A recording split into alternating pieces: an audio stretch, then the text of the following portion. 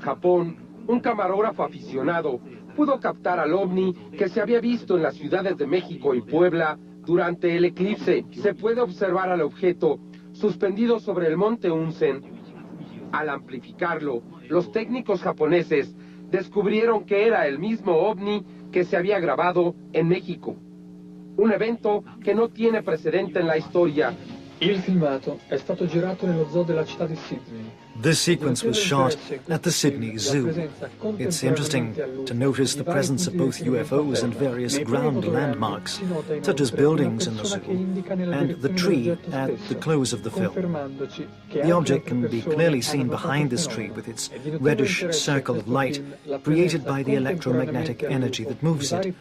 The first frame also shows a person pointing at the object, confirming that others too had noticed the phenomenon. Col suo alone rossastro, dovuto all'energia elettromagnetica che lo muove.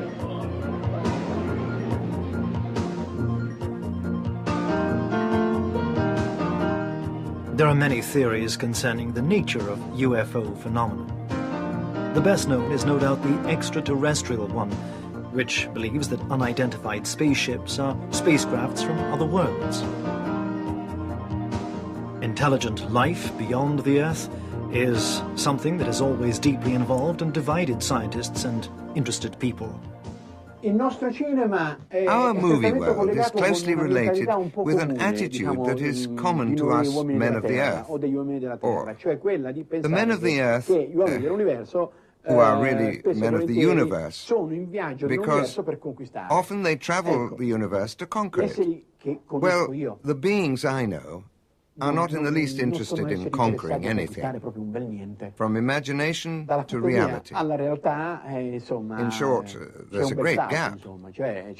There's a great difference.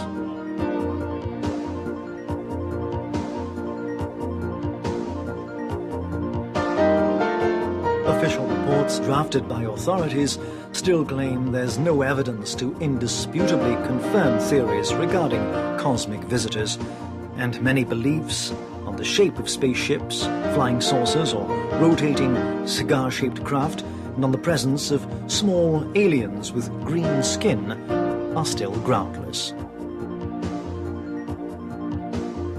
Meanwhile, other more exotic theories on travelers in time, parallel worlds, and religious apparitions have developed in parallel to the alien theory.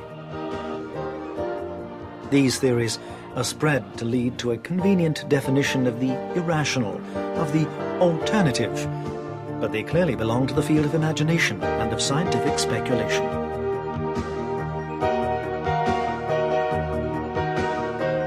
Another theory instead denies all extraordinary causes, declaring that these are more or less secret experimental vehicles, still unknown weather conditions, or simply confusion on the part of witnesses under the effect of the UFO myth. Thus, authorities have established that, as the current information stands, there is no concrete evidence to support the theory of alien visitors, and that the data collected is not sufficient for any serious investigation because of its fragmentary nature and lack of precision.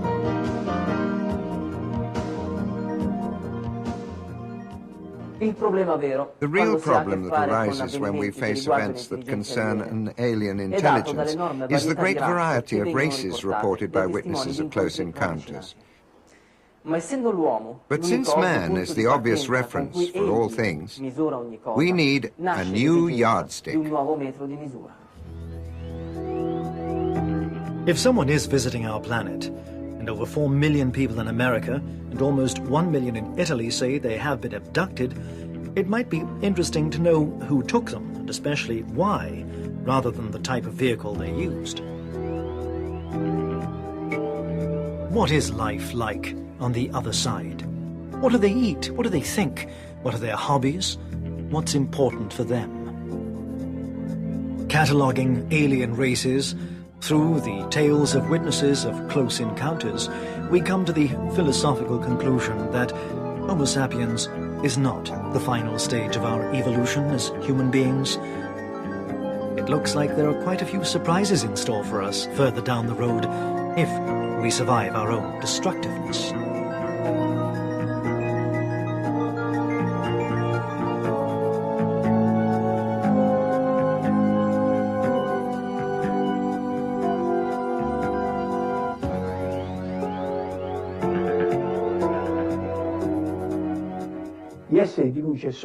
The entities of light can enter and flow from the material world to the spiritual world,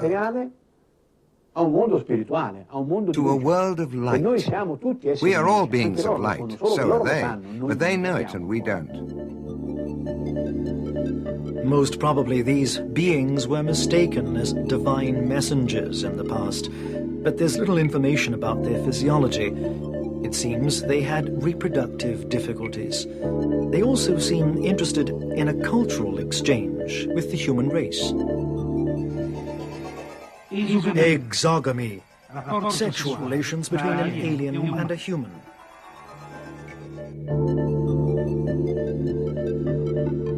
When some who were abducted or simply contacted asked them a few questions, these aliens referred to their past when they risked self-destruction due to their over-violent passions.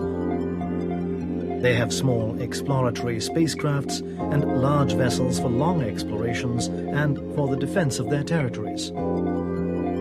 They have concealing devices for spaceships and even for people. They have considerable psychic gifts and can even take on the appearance that best pleases them.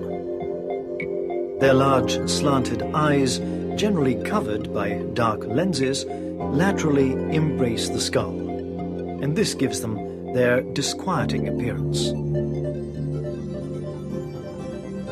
But do flying saucers and aliens really exist? Are we really afraid of a war or of an invasion? And do we only feel the need for something magical to contrast with our daily rationality? London, a UFO expert reports in a book that the government has evidence of the existence of aliens. Tuscany, the sighting of a bright globe. Beijing, 4 UFOs are sighted and photographed. Arizona, Air Force aircraft disappears, abducted by a UFO. Germany, a UFO races a car. Inquiry results are always top secret, and all UFO apparitions are dismissed as the imagination of mentally unbalanced people. Evaluation errors, probe balloons, strange-shaped clouds, or atmospherical disturbances like the Northern Lights. The official position concerning flying saucers is still so skeptical as to verge on the ridiculous. Anyhow, the authorities can find no explanation for many of the sightings. Space, the last frontier. Man has gone to the moon and returned. His probes orbit around planets, and he observes the universe beyond our galaxy. Why not also believe in the reverse, that others from other planets are doing the same?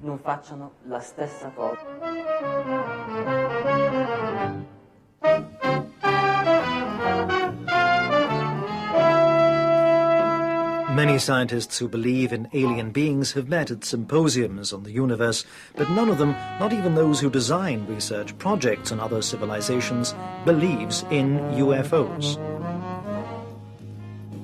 Most of them have probably never studied the issue. On this topic, skeptics say that the scientific community is willing to accept anything new on condition its existence has been proved.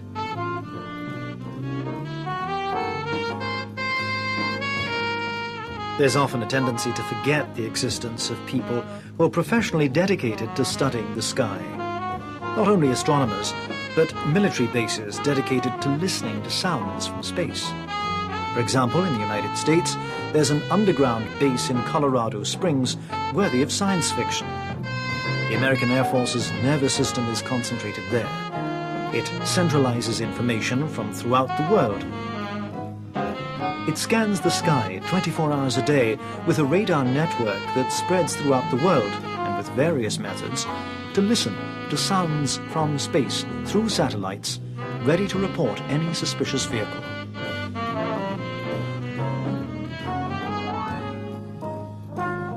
So it seems strange that nobody has seen anything here, while the past 30 years have counted over 70,000 sightings.